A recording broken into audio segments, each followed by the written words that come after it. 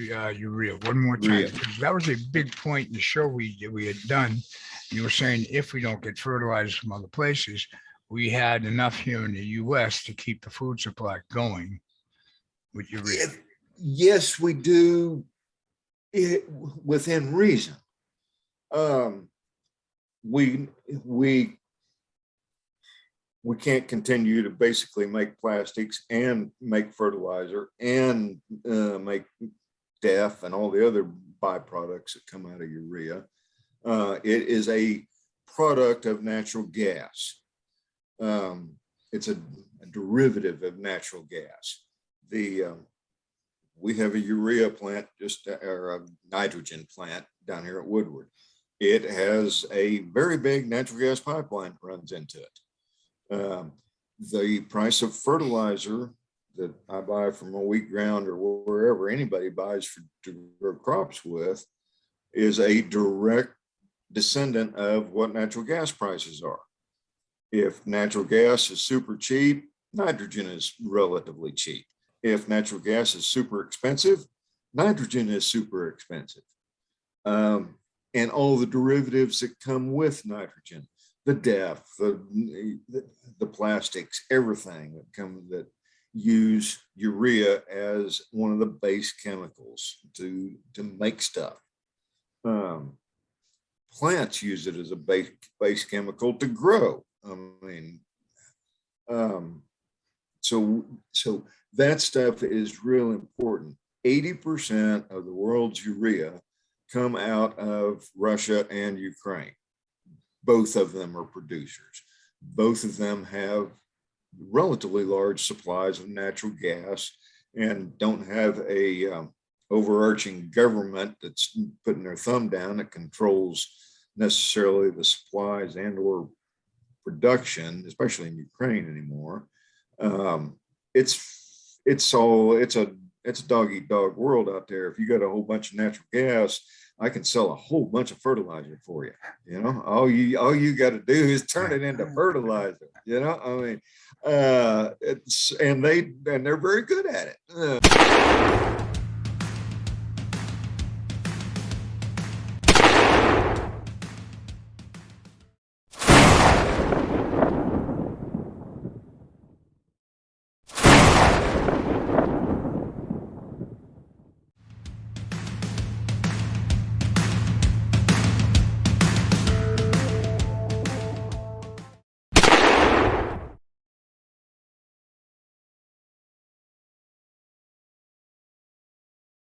So it's exportable, it's storable. It's not like liquid natural gas that we're exporting to Europe right now on the big container ships, or they're not container ships, natural gas ships.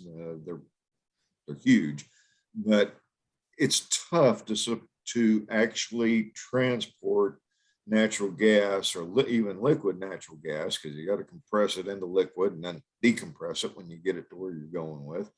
It's just a lot easier if you can just right there at the wellhead build yourself a factory and turn it into urea fertilizer. Urea fertilizer stores relatively easily.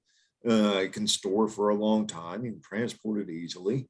Throw it in an open bottom ship or a transport ship.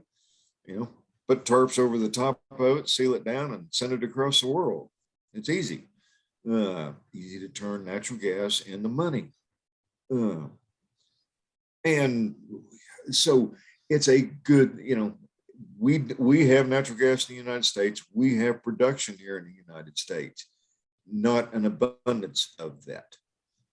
We can get along.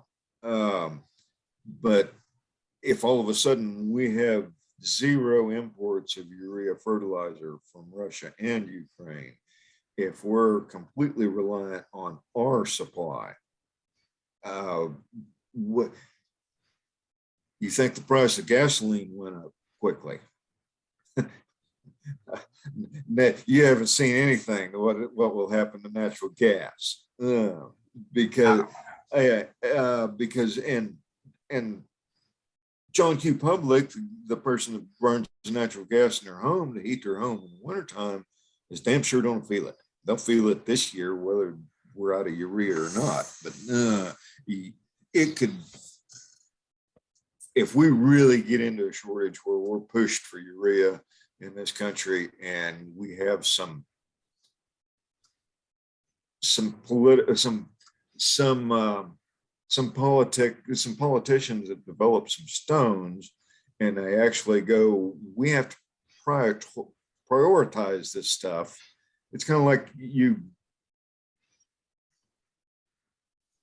in World War II, guess who had all access to all the fuel? Yeah. The military. The military had first rights at any fuel that was produced. Guess who had second? Agriculture. Because if people can't eat, they can't fight. So agriculture had second dibs on all the fuel. Guys trying to get to work back and forth, doing whatever, they were third in the line. So if somebody actually wakes up here and says, oops, wait a minute, we've only got so much urea, we've only got so much natural gas, we have to prioritize this stuff.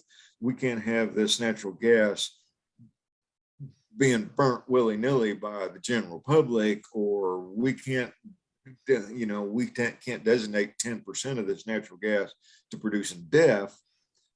We have to keep 95% of this natural gas to produce urea so we can feed our people. All of a sudden, guess what happens? Now, ag can still get fertilizer, but guess who's real short on natural gas? Guess who's real short on death? And how fast can you delete all these trucks and get them back on the road so you can actually get this food you're growing to the people? Serious stuff that, it's great if you can run DEF and save the environment and all that good stuff. I'm not against it. Nothing wrong with that. I made a real good living with green power, so I'm not complaining here, but you have to have some logic and priority in your use of natural resources, and you have to have some forethought in using them. It's like,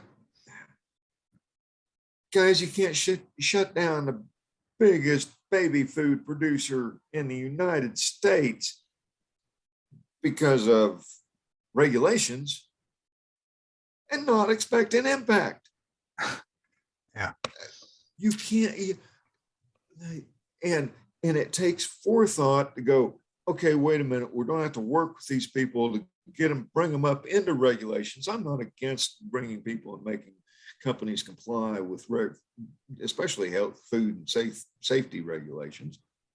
But you can't just say you're shut down until you fix X.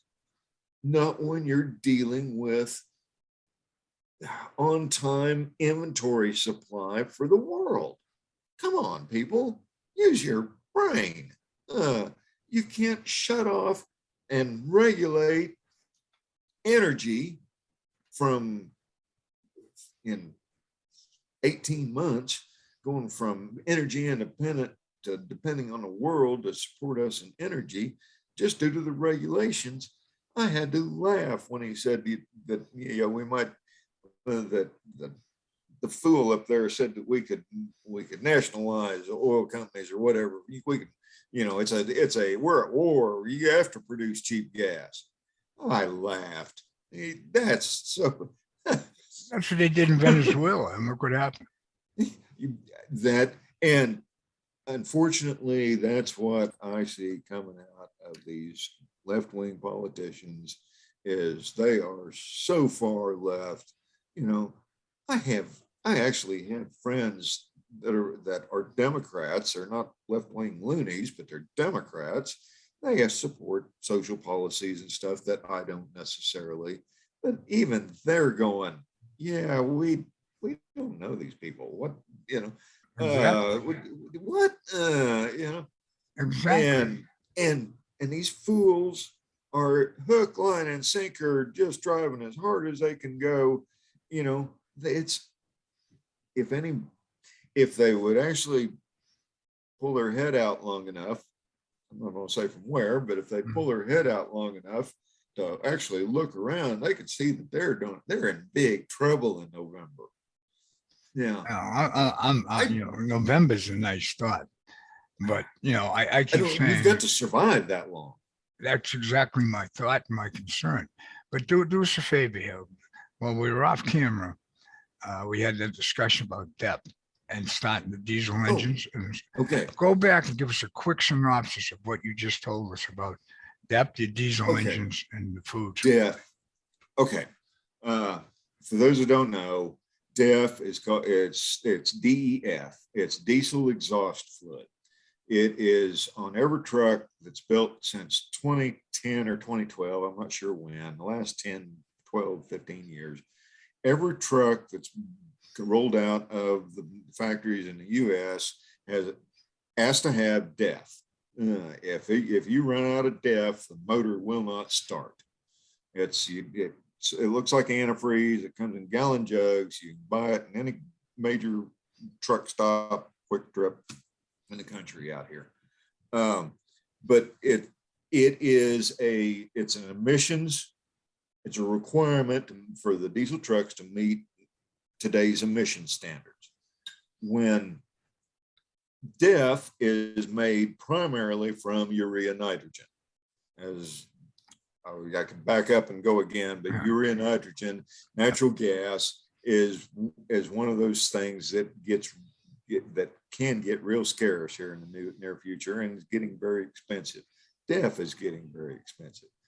But if you really cut things down and we actually run out of DEF, like we run out of baby fluid, guess what? You've got people starving in the cities because those trucks that take food to the cities every day and fuel and everything else that a city sucks in as far as resources, if we run out of DEF, that stops. And if you stop the wheel, if you stop the gears, it comes crashing down.